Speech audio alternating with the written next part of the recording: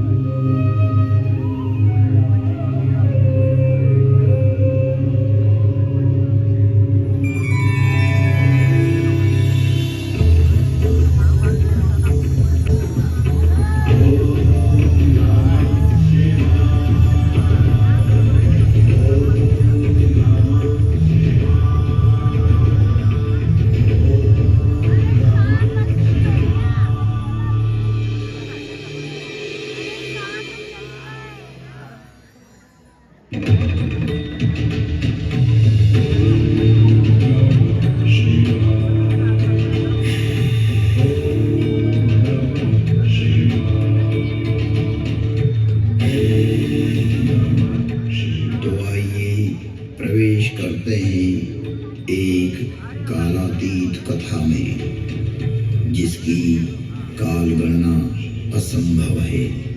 कालांतर में इस पृथ्वी पर जीव पनपने लगा और एक बड़ी काल गणना के बाद यहाँ मानव पैदा हुआ, किंतु उसे किसी प्रकार का बोध नहीं था, किसी भी प्रकार की अभिव्यक्ति की समझ नहीं थी। ना तो उस समय शब्द था, ना कोई वर्णाक्षर। चराचर जीव जगत अपने अपने समूह में एक मूक दृष्टि से एक दूसरे को निहारते थे, लेकिन कुछ भी अभिव्यक्ति नहीं कर सकते थे।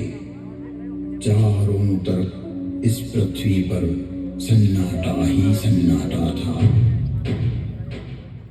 प्राकृतिक स्वरों ध्वनियों के अतिरिक्त यह पृथ्वी निशब्द थी। ऐसे कई युग बीत गए कि अचानक ब्रह्मा को विचार आया कि पृथ्वी का निर्माण हो चुका है। विष्णु ने अपनी व्यवस्था भी व्यापित कर दी है, लेकिन शब्द की उत्पत्ति कौन करेगा? बिना वाणी अभिव्यक्ति कैसे हो पाएगी? जब ब्रह्मा और विष्णु को प्रेरणा हुई कि देवों के देव महादेव ही इस सृष्टि में शब्द की स्थापना कर सकते हैं, शब्द ब्रह्म का दान दे सकते हैं,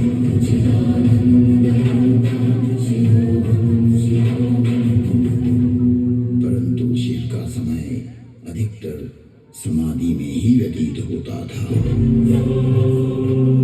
जगत में वेद की स्थापना के लिए,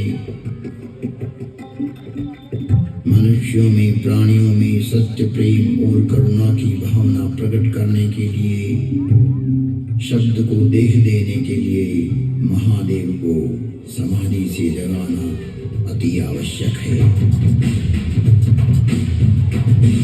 जब ब्रह्मा, विष्णु और सारे देवताओं ने महर्षि पाणिनि को प्रेरणा की कि वो महादेव को प्रसन्न कर जगत में शब्द प्रकट करने की प्रार्थना करें,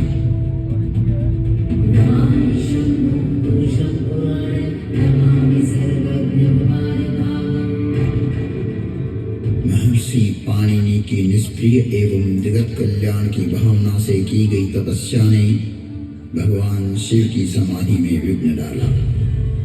महादेव की समाधि असमय भंग हो गई। महादेव के जागते ही उनका रौद्र रूप प्रकट हुआ और उन्होंने अपना नाद शस्त्र डमरू उठाया और भयंकर तांडव करने लगे।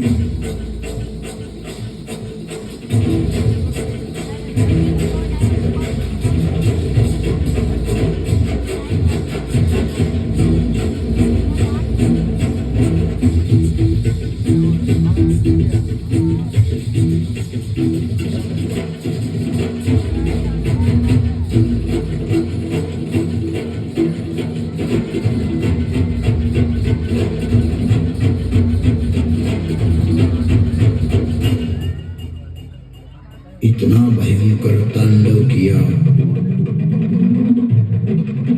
कि पृथ्वी हिलने लगी, आकाश में बिजलियां कौंधने लगी। पृथ्वी को हिलते देख ब्रह्मा ने सोचा कहीं प्रलय की वेला तो नहीं आ गई। चारों तरफ समुद्र में उफान आ रहा था, हवाएं चक्रवात का रूप लेकर आकाश की ओर बढ़ रही थी। पूरी पृथ्वी अपनी दूरी पर ऐसे डोलने लगी मानो पृथ्वी समुद्र पर तैर रही हो। तब महादेव ने अपना डमरू बजाया और असमय समाधि में हुए विघ्न के कारण तांडव करते हुए मानो अपने इस नाद से संसार को बधिर कर देंगे,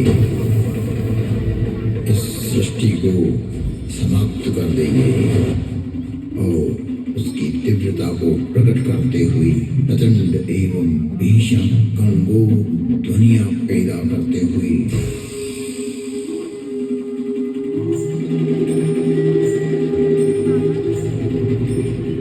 उग्र एवं महिमामय भयंकर डमरू नाद किया, जिससे प्राणी मात्र की श्रवण इंद्रियां लुप्त हो गई। नाद इतना भयावह था कि प्राणी मात्र के कर्ण भेद हो गए। कुछ काल के लिए यह स्थिति बन गई।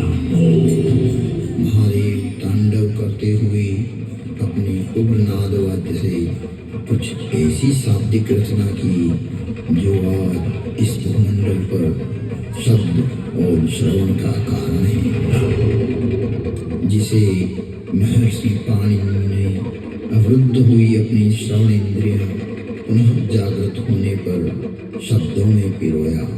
जगत कल्याण के लिए महादेव की प्रेरणा से नाद वाद्य से निकली हुई ध्वनियां जो आज इस संसार में व्याप्त है। इस भूमंडल पर कोई भी व्यक्ति किसी भी भाषा में अपनी अभिव्यक्ति करता हो, उसका उद्गम स्रोत महादेव का डमरू ही है। और वो डमरू इस प्रकार बोला, ऐं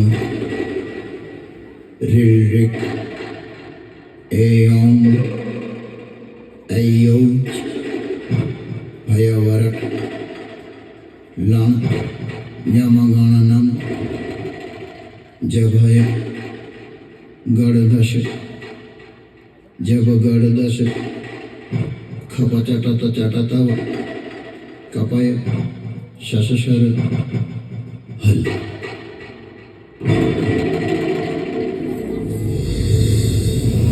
ऐं ऋऋक् ऐं ऐं छय वरट लण यम गण नम जबय गण दस जब गण दस खप चटत चट तव कपय शश शर हल। यह था शिव का नाद शस्त्र से उत्पन्न हुआ शब्द व्याकरण। इससे शब्द की संरचना हुई और डमरू ने जिस प्रकार ये 14 शिव सूत्र परमात्मा शिव ने जगत को दिए वो आज सभी की अभिव्यक्ति का कारण है। इति माहेश्वराणि सूत्राणि अनादि संज्ञार्थानि ऐसा मंत्या इतः हकारादि स्वकार उच्चारणार्थ लण मध्ये तत्संज्ञकः। शिव के नाद तांडव के बाद संज्ञा संधि ओष्ठ जिह्वा कंठ नासिका पुल्लिंग स्त्रीलिंग नपुंसकलिंग आदि आदि वर्णों की उत्पत्ति के स्थान तय हुए। वाणी में व्यापकता आई, वाणी की श्रेणियां निर्धारित हुई, वर्ण का लिंग तय हुआ। मुख और नासिका से एक साथ उच्चारित होने वाले वर्णों की उत्पत्ति हुई जो लघु सिद्धांत कौमुदी में संक्षिप्त रूप से वर्णित है, जिसका विस्तार सिद्धांत कौमुदी में प्रतिपादित हुआ है, जिसे हम अल्प समय में अभिव्यक्त नहीं कर सकते। शिव के निनाद तांडव के उपरांत महर्षि पाणिनि ने शब्द की रचना की और अक्षर को रूप देने के लिए प्रथम प्रार्थना की। नत्वां सरस्वतीं देवीं शुद्धं गुण्यां करोम्यहं पाणिनीय प्रवेशाय लघु सिद्धांत कौमुदी। महर्षि पाणिनि ने विनय कर लघु सिद्धांत कौमुदी की रचना की, जो आज इस जगत में सर्व भाषाओं का मूल है, जो कि सनातन है, शाश्वत है। मृत्यावसाने नटराजराजः ननाद ढक्वां नव पंचवारम् उद्वर्तु कामादि सनकादि सिद्धै एतत् विमर्शै शिव शत्रुजाल। तुम त्रिभुवन गुरुवेद बखाना आन जीव पावर का जाना विश्वनाथ ममनाथ पुरारी त्रिभुवन महिमा विदित तुम्हारी।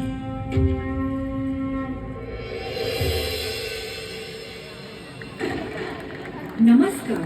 विश्वास स्वरूप में आपका हार्दिक अभिनंदन है। जिन पर्यटकों के पास व्यूइंग गैलरी और आत्ममंथन का टिकट है वो कृपया शिव प्रतिमा की ओर शीघ्र प्रस्थान करें।